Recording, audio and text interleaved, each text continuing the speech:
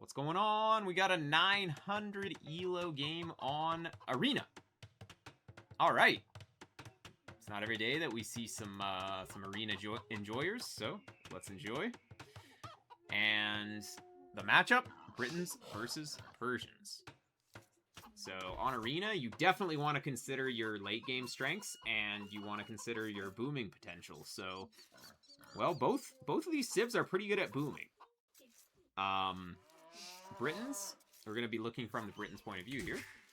Britons, they've got cheaper TCs, so half wood cost on the TCs allows you to afford your TCs very easily. And you, of course, have the sheep bonus, where you're taking your cows and your sheep and all that stuff, the herdable animals. You take those a bit faster, take them almost at the same rate as hunt. Well, pretty much the same rate. And yeah, so Persians, their advantage is their TCs work faster. So he just gets more villagers throughout the game from his TCs. But of course he has to buy the vills, so he's spending a lot more into his economy as Persians. But you can figure that Persians, yeah, they're just going to get ahead in the vill count. But since you're Britons, instead of 3 TC boom, you could go 4 TC boom. And then you actually end up ahead in the vill count compared to Persians. So then it kind of counteracts his TC work rate bonus, sort of, just by getting an extra TC. And you adding 3 TCs is cheaper than him adding 2 TCs, actually. So you can just add 3 TCs as Britons as soon as you reach Castle Age, and it's going to be amazing. If you're worried about any kind of aggression, just go on stone early and make a castle. Could be all right. But yeah, we're probably going to see a lot of mechanical issues that we're going to be pointing out. So that's what I'm going to be really focusing on here. In terms of the late game, you want to probably get to either longbow or arbalist, or probably longbow, honestly. Longbow and halberdiers. Halberdiers, because he will have Savar, which will ruin your day. And longbow, because that just kills everything. That'll kill his bombard cannons. I mean, if he has trebuchets, you've got your own trebuchets with 100% accuracy and splash damage from the Warwolf tech. So if you just turtle with longbow and halb, what can Persians even do? Like, skirmishers in theory do something there, but he doesn't have bracer on his skirms. He does have the final armor, but I mean, if he has a bunch of skirms, you have Warwolf with the splash damage. You just kill those skirms really easily. So honestly, Persians is going to struggle if you think of it like that. But then, of course, Persians, actually, they have siege ram as well, which is one of Britain's worst nightmare, is siege ram, because halbs won't kill the siege ram fast enough. So if the opponent teched into siege ram, you'd probably need to add, you could need to add champion, actually, as a Britain opening. It is sometimes good. But yeah, Britons, basically, if Persians stops making cav, or if he has a lot of skirms, the standard play definitely is to add light cav as the Britons. You want to have something to spend all your food on. So the ultimate actual composition is longbow plus light cav, but you add halb when you need it against cav, which, I mean, Persians is a cavalry civ, so you're going to be expecting that. Overall, the gameplay is looking decent. I would say 6 on berries is way too much, and you definitely want to have half of them on this side, because they're gonna watch. These guys are gonna bump so much, because they're also just walking so far, right? Like, he has to walk all the way around. He's going like 4 tiles. Like, having this vill on this side is as if you put your mill like way out here. It's like the same for this vill. It's really bad. So we definitely want to be paying attention to that. Woodline is fine. Yeah, villagers just automatically don't go to the closest tile on current pathing, so it's a little thing. You can always fix them, but it's not the biggest deal. But yeah, fixing the berry vills is pretty important. That's going to give you a lot better efficiency. Like, look, we're only on 71% here for the efficiency. I mean, it's going up a little bit as they're actually collecting, but it's kind of fluctuating. You can say 80% efficiency. It's still not good enough, though. We'd love to have even more. Okay. Rajom, thank you for the prime. Okay, mill. I mean, the chickens are here, so if we want to mill the chickens, we put the mill on the chickens. They still have to walk a bunch if you put it here, so definitely you want to put it on the chickens if you're gonna mill them. But yeah, I mean, long distancing them is fine too, but I mean, on this elo, just make a mill. It's fine. Don't worry about it. It's fine. You're keeping the TC running, which is the main thing that I'm looking at here too, and that's really good. Yeah, you're going up a little too early though. I guess you just kind of forgot to build the house and then was like, yeah, you know what, I'm just gonna go up now. But ideally, you're up a little bit later. Would love to see just, you know, a couple vills later. I'm actually a big fan of going for 26 vills plus 2 in feudal age. And I find that it's just a really solid opening. You have a lot of potential to adapt. But yeah, you're still going to set yourself up in a pretty good spot if you just add TCs here. I wouldn't recommend going for a lot of light cav or anything like that on this elo. I would recommend just booming. Even defensive castle. Boom with a defensive castle. It's not the optimal play on high elo, but it's going to be OP here. People will not be able to stop that. Okay, so I'm hoping that you get your market and blacksmith down right away. Now, one criticism is you didn't take any farms. You didn't make any farms. You do want to have a few farms at least. Like 2 farms? 2 farms at least. Going to be really good. Because look, you're going to have 120 extra wood anyways. This is not the position you really want it, because you're blocking out your gold. I think in front of the stone would have been really good for building positions. This kind of blocks out the gold. This was a good TC spot, so it would have been nice to go here with the TC. There we go. Chicken Mill was thinking about TC placement. Oh, wait. Yeah, you wouldn't put a TC on the main gold though, because you already have a mining camp here. You would rather have a TC here on this gold and a TC here on this stone and wood. Those are sort of like the 2 TC positions. And I would have loved to have seen a 4th TC like here. Could be good. But anyways. Oh, loom. Loom is the only thing that you're doing like... Oh, wait, you canceled it? Okay, I mean, fine. It only says 2 idle TC, but actually it was functionally way more because you had loom like half done. Honestly, like, don't cancel it if it's 50% up. Just get it. It's fine. If you research this instantly and then 10% you cancel it, it's okay. But if that's like 60%, like, oh yeah, cheesing the idle TC. But honestly, it's looking pretty good. Overall, your baseline gameplay is looking good. You did forget to get double wood axe. Oh no, never mind. You're just waiting for the food. Yeah, this is the thing. Like, you have to add some farms early so that you can actually afford to do anything. So your problem is that you didn't add any farms, and now what's going to happen is your berries are going to run out, and your food economy is going to be just in the toilet. Like, it's going to be horrible. So, you add way too many on berries. Really, just 3-4 on berries, and add, like, 3-4 farms. It solves all your problems, trust. Because, yeah, you can't even afford bow saw now. I mean, okay, you can barely afford bow saw, but then like, you can't really afford much. Also, 4 on 1 chicken is really bad efficiency. You only need 2 on each chicken to take the full amount. So your vills are walking sort of an extra trip every single time, you can say. They're walking really far, so, I mean, yeah, definitely mill on the chickens if you're gonna do it. Honestly, just long distancing them is completely fine as well. Or learn the chicken funnel.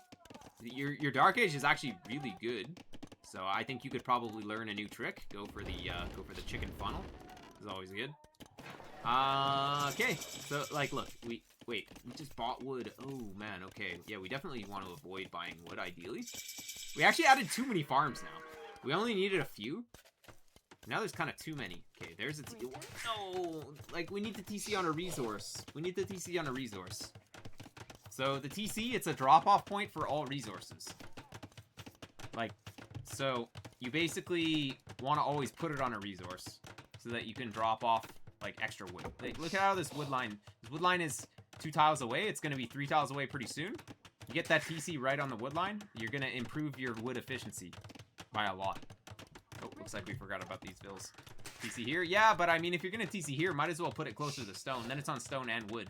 Yeah, it's not on as many wood, but I mean, you save the mining camp here, then you can get a lumber camp here. By putting it here, it's like, okay, well, now we need a mining camp here anyways, so we might as well just put it here, and then get a lumber camp here, and then we have got good efficiency everywhere. Started really focusing on rank at the end of last year. Okay, so that's only been like 2 weeks. Or 3 weeks. Nice, nice. Yeah, I mean, honestly, it's looking overall pretty decent. Pretty decent. Starting to idle a little bit now, but it's because, well, actually, no.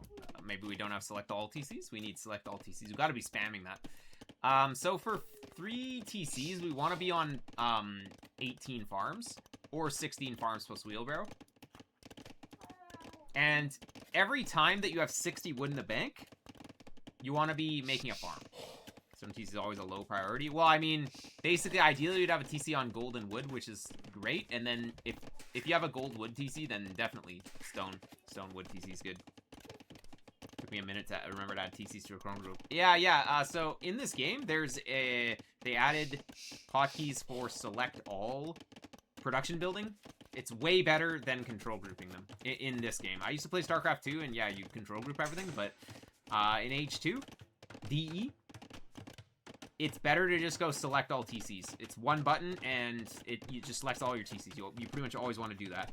And select all archery ranges, select all stables. It's generally the way to play. And then you don't need to control group things. And, yeah. It's much easier to spam. I would recommend it. Tab by default? I don't know. It's something stupid like Control-Shift-H. I just have it on H. I changed all of my select all production building hotkeys to a single key press. So archery range is on T, TCs is on H, I don't know, barracks is on R or something. I don't even remember. I just know it by muscle memory at this point. I think G is my stables or something. Yeah, it's really good. You just hit that H with your thumb, and then you can like Q vills and stuff with your other fingers.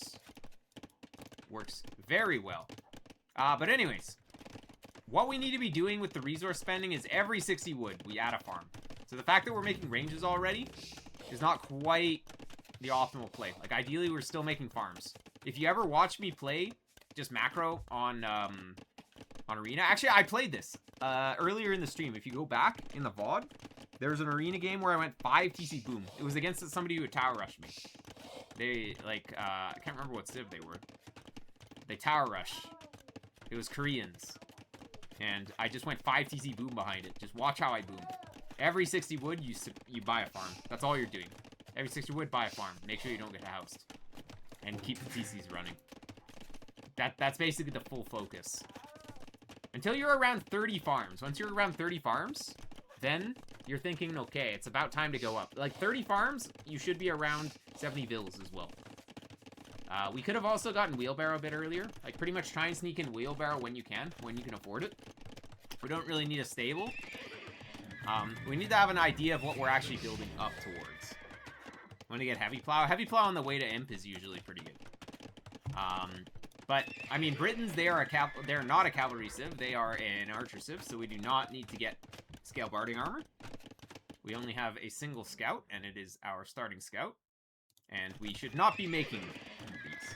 Depending cav and arm. Yeah, see, the thing is you can't do 2 things at once. If you, like, both units require completely different upgrades. So what you do is you commit on one first, and then you add the other in later. Once you've got that one unit type kind of functionally upgraded into, then you add another unit. Yo, Core Space Marine. Welcome, welcome. Core Space Marine knows all this. But yeah, basically, you want to, for your crossbowmen, get all of the attack upgrades first, and a big mass, before you even think about stables. And knights for this civ is not going to be good. You don't want to spend your gold on knights, you want to just make scouts with this civ. Like, scouts with arbs in front, amazing. Or not arbs in front, arbs in the back. So ideally, we have like 4 archery ranges, and we're just making archers here. You want 60 arb when you hit him? That's a little crazy. But if you have like 20, 25 arbs for crossbowman, as soon as you reach him, it's going to be amazing. But look, like, we're making a bunch of units, but we can't attack until imp. So your early castle age was decent, but now we're starting to kind of not really know what we're doing. I can tell. Now we're kind of starting to just be like, I'm gonna make it up as I go. So, because what if you think about it, like what are these castle age units gonna do? If the opponent has a castle, you're gonna have one ram. It's not gonna do anything. Like he has a castle, we're cheating, but like you can't really do anything until you're imp. Like castle to imp is where I'm still learning. Yeah, exactly. I can definitely tell. So we want to commit on one unit generally first. Like, what's gonna happen is you're gonna make 25 archers, and then the opponent is gonna have to react. Like, he's gonna have to counter what you're doing, right? So until he starts countering what you're doing, you don't need cavalry, because you just go arb and it kills everything. And then if he has a counter unit, okay, we fall back a bit and we add the counter unit to his counter unit. That's the ideal. And if he just has a lot of cavalry, okay, well, arbs can fight that. You just need a lot. If you don't have enough, you just make more arbs. So you just keep making arbs until he forces you out of them, which is kind of never as Persians. Like Persians, oh my god, he's going war elephant. This is crazy.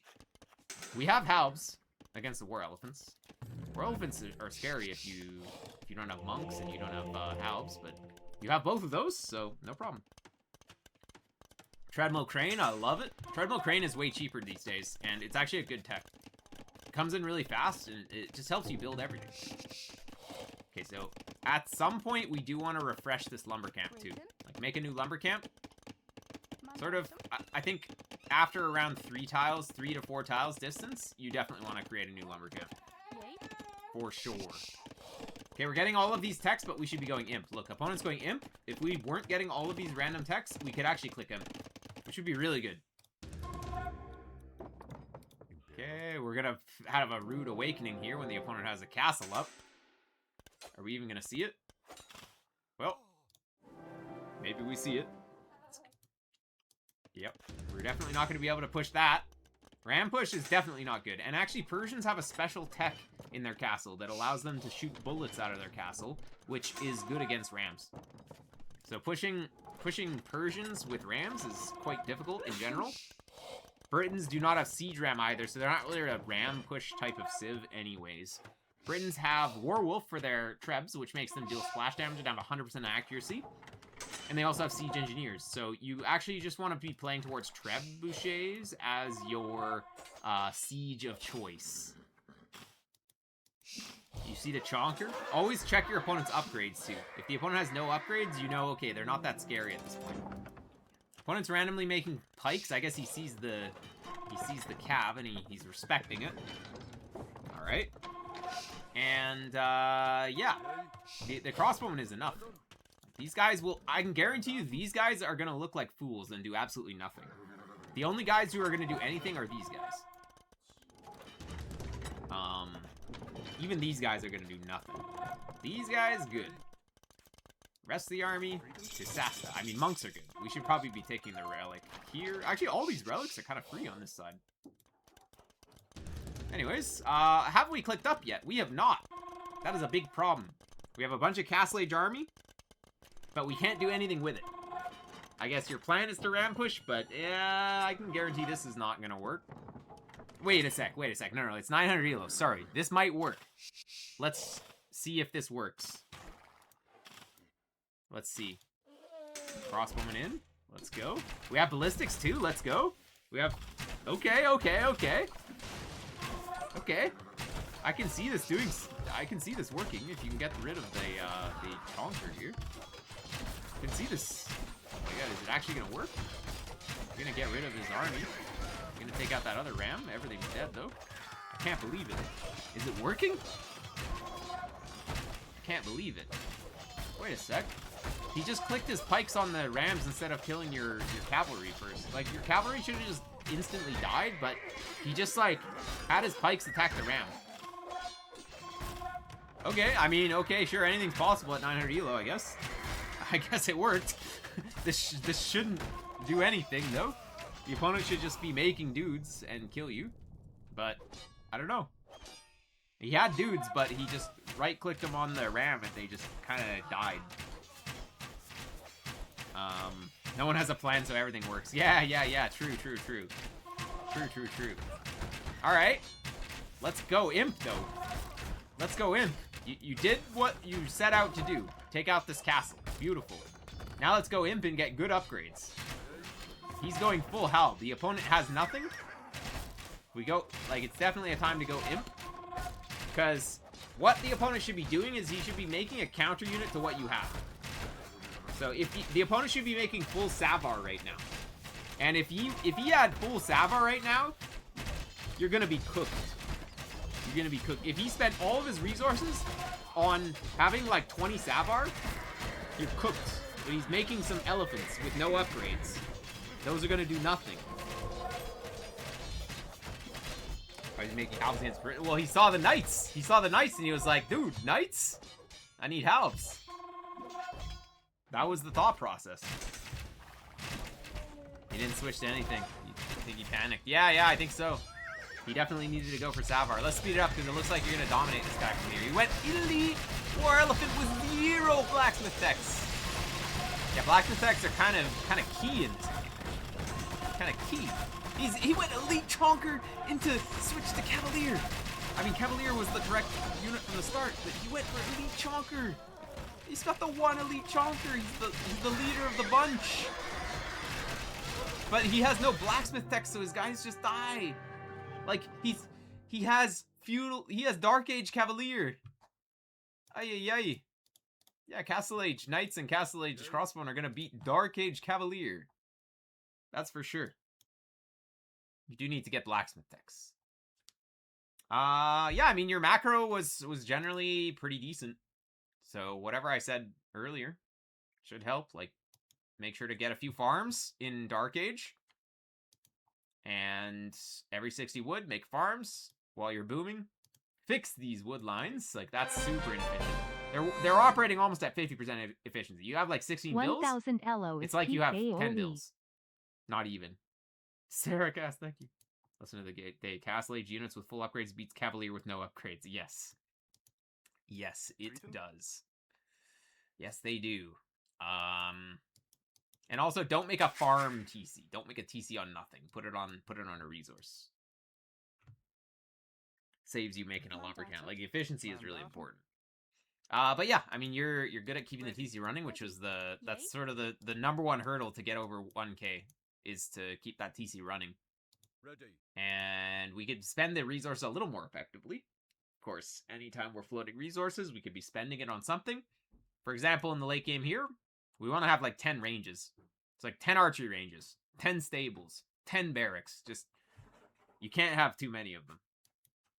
And then you just go full attack mode activated. And yeah. Remember, I think these heroes get the outer goats first in case it gets pushed off them. Yeah. That's not really the play.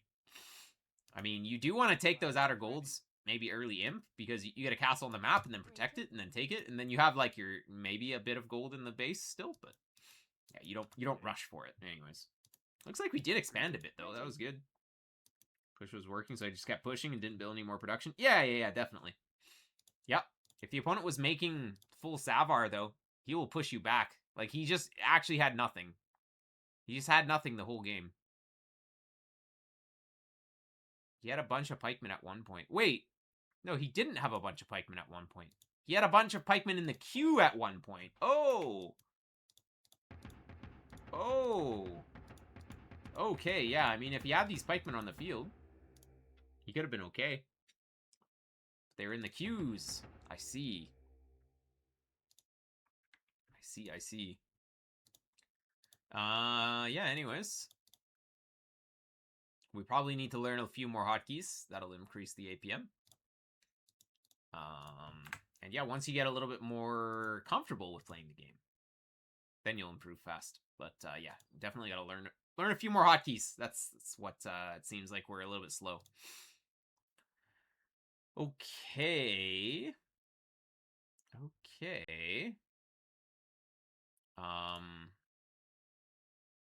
Yeah, we got...